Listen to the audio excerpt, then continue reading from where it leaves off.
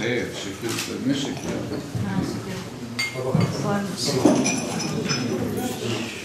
Saygıdeğer meslektaşlarım, Medya Meclisi'nin bugünkü toplantısında AK Parti Mali Milletvekili Sayın Orhan Miroğlu'nda. Ama tabii ki 28 Şubat bir darbeydi ve bir vatandaş olarak tabii ki mağduruyum. Ama hani özel bir mağduru değilim. Yani bunun tabii ki çok özel mağdurları var. Cezaevine tıkılmış insanlar var, itibar kaybetmiş insanlar var, statüsünü kaybetmiş insanlar var. Yüreği incinmiş, onuru kırılmış insanlar var. Bu mağduriyetlerin dışında demek istiyorum. Fakat şöyle bakıyorum ben.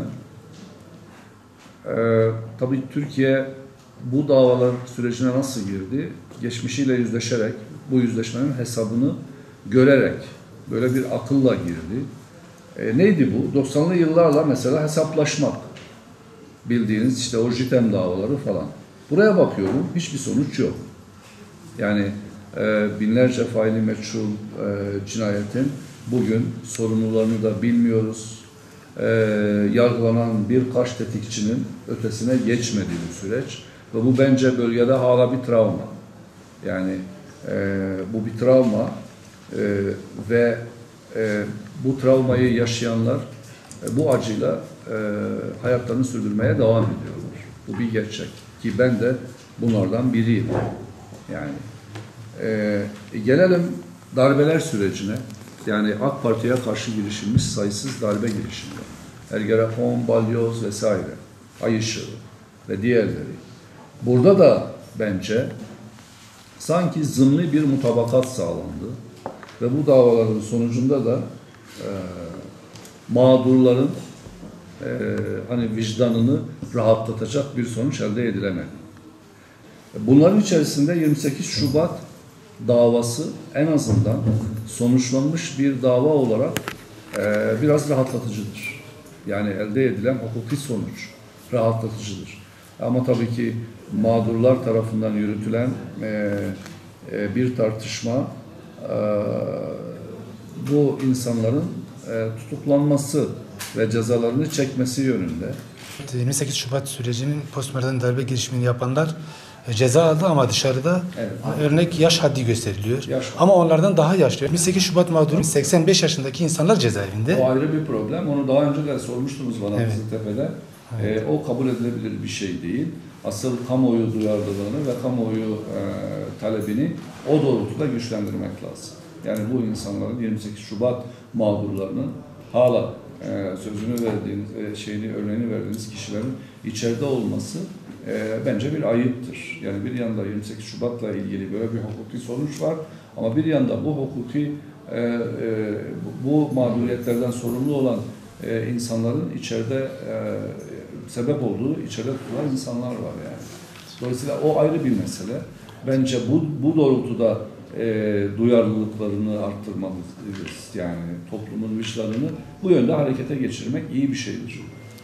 Yani şimdi Kürt sorunu ve bu sorunun çözümünü geçirdiğimiz AK Parti ile birlikte başlayan Oslo süreci, arkasından çözüm süreci ve daha sonra da işte PKK ile bir çözümün mümkün olamayacağına dair toplumun hemen hemen ekseriyetinin vardığı sonuç.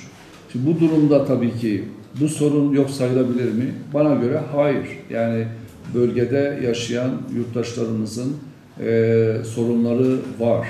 Türkiye'de Kürt sorunu bir statü sorunu değil. Türkiye'de bu mesele, yani devletle Kürt yurttaşları arasındaki mesele demokrasi meselesidir.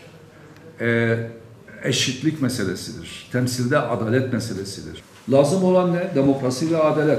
Demokrasi ve adaleti ben niye HDP ile ya da PKK ile müzakere edeyim ki? Dolmabahçe mutabakatının temel açmazı buydu. Bir sabah uyandık, 40 yıldır Kürt meselesiyle ilgileniyorum. O Dolmabahçe'deki tablonun beni memnun etmesi gerekiyordu. Beni memnun etmedi. Ve yazdım da o zaman, köşe yazıyordum. Burada bir yanlışlık var dedim. Yani elinde silah olan bir örgütle Türkiye Cumhuriyeti'nin hadi gel anayasayı beraber yapalım demesini ben anlayamadım o gün. Anlayamadım. Oysa hayatımı da bu işe vermiş bir adam. Yeni bir anayasası olsun Türkiye'nin vesaire. Bu böyleyse o zaman niye hepimiz PKK'li olmadık? Niye bütün bu halk PKK'yı tercih etmedi de devletinin yanında durdu? Ne kıymeti vardı o zaman bu duruşun? Hiçbir kıymeti yoktu. Cumhurbaşkanı son anda frene basmasa biz oturacaktık. Kadınlara kadın hakları, çevre hakları, bilmem ne, bunların hepsini oturup PKK ile müzakere edecek. Niye? PKK bunu çok mu hak ediyor? Hangi yapısıyla demokratiktir? Hangi yapısıyla kadın haklarına sadıktır, çevrecidir, ekolojiktir? Böyle bir şey yok ki yani. Ama bir sabah uyandık ve Dolmabahçe'de bunu gördük. Ve bu yanlıştı. Tarihi bir hataydı. Ve o tarihi hatayı Cumhurbaşkanı erkenden fark etmeseydi biz Nusaybin'de yeniden bu devletin ve halkın iktidarını mümkün kılamazdık. Bu süreç böyle devam ederdi. Yapılacak tek şey vardı. Oturup Abdullah Öcalan'la nereden nereye verelim bir konuşmaktı yani. Ama Dolmabahçe'de frene basıldı ve hatadan geri dönüldü. Bu meseleyi hiçbir şekilde unutmak doğru değil. Türkiye'de yeni bir dönem olacaksa Kürt nüfus hesap edilerek onun talepleri asla ve asla göz ardı edilmeden yola çıkılması lazım. Bunu en başta söyleyenlerden biri ve ben söylemekle yetinmedim. 9 sayfa kitap yazdı. Ben AK Parti milletvekiliyim. O kitabı okuyan herkes yani bu meseleyi unutturmamak amaçlı bir kitap olduğunu ortaya koyuyor. Çünkü ben biliyorum unutmak 10 sene sonra, 20 sene sonra yine şu an bizim aramızda 15-20 yaşlardaki çocukların hayatına mal olabilir. Şurada olan gençlerin bile 10 sene sonra hayatını karartabilir. Unutmamamız lazım. Kürtlerin hakları PKK'nın silah bırakmasına bağlanması doğru bir şey mi? İşte ben bir de PKK silah bırakmadı ve şu anda bu sorun devam ediyor. Yani Kürt sorunu devam ediyor. Yani PKK, o halde Kürt meselesi PKK meselesi değildir. Ama PKK meselesi bana göre Kürt meselesinin bir parçasıdır.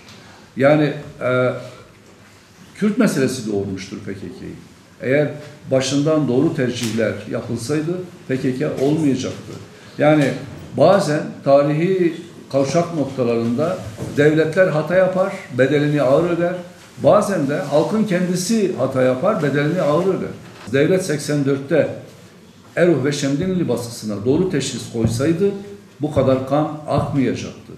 Dolayısıyla biz madem PKK hata yaptı ve madem HDP bu hataların esiri durumunda rahatız şimdi ya. Hele biraz daha geçsin. Yani bunu diyemeyiz. Bu bizim meselemiz. HDP olsa da olmasa da bizim meselemiz. Bu meseleyi çözmek için herkes kafa yormalı. Çözmenin şeyi yok. Sır değil. Bağımsızlık değil bu mesele. Özerklik hiç değil. 15 sene işte özerk yönettiler buraları. Özerk yönetmediler mi? Mardin'e kim karışıyordu? Devlet sadece para gönderiyordu. Ahmet Bey istediği gibi yönetmiyor muydu? Osman Bey Diyarbakır'da kim Osman Bey'e müdahale ediyordu? Vali mi? MİT mi? Emniyet mi? Asla. Hiçbiri. Kendi ve halkıyla baş başaydı. Ama iyi yönetemediler. Dolayısıyla yani bu mesele özerklik meselesi falan da değil. Özerkliği peki kendi iktidarını, Kürtleri yönetme talebini PKK Kürtlere maalesef özerklik olarak yutturdu. Ama şimdi bunun olmadığını gördük. İşte önümüzde bir seçim var. Bölgede yerel yönetimlerin tekrar demokratik ve siyasi zeminlerine dönmesini istiyor muyuz, istemiyor muyuz? İstiyorsak HDP'ye oy veremeyiz. Çünkü biliyoruz ki HDP'ye oy verdiğimiz zaman bu alanlarda kendisini yeniden inşa edecek olan örgüt silahlı bir örgüttür. Pratik ortada. Bu kadar da balık hafızalı olamayız. Yoksa bizim söylediğimiz yani herkes gelsin AK Parti'ye oy versin değil. Yani bütün bölge halkının bir muhasebe yapması lazım. Yeniden PKK'nın önünü açacak mı Kürtler oy vererek? Açmayacak. Bence açmaması lazım.